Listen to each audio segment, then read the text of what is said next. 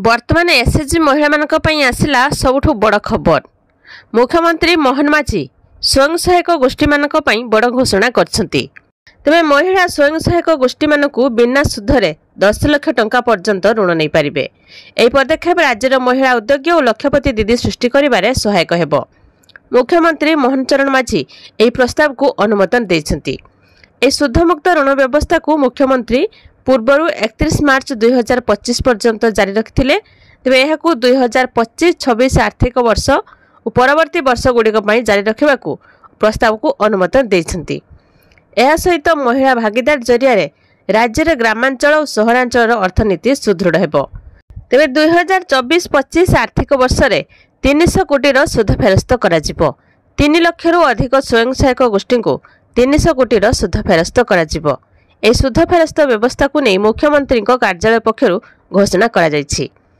तो राज्यर स्वयं सहायक गोष्ठी माने जेपरी जीविका अर्जन में अधिक सहायता पाइबे एवं अधिक पुंजी विनियोग कर निज उद्योग को आगक बढ़ाइबे, सेथिपई सेमानकर सुध छाड़ पई व्यवस्था करा जायछि। स्वयं सहायक गोष्ठी मानकर 10 लाख टंका पर्यंत बैंक ऋण उपरे राज्य सरकार सुध फेरस्त व्यवस्था करछंती।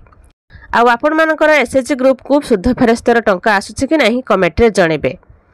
3 लाख रु अधिक स्वयं सहायक गोष्ठी को 300 कोटी टंकार सुध फेरस्त करा जिवो।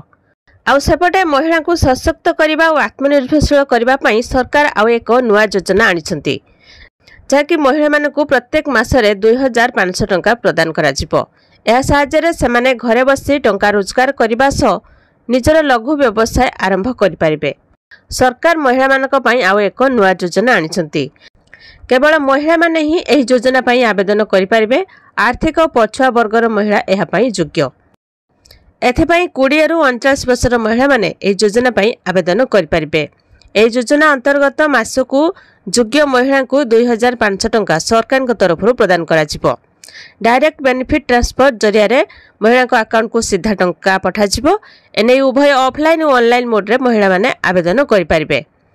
तेबे योजनाटीर ना होछि महिला समृद्धि योजना।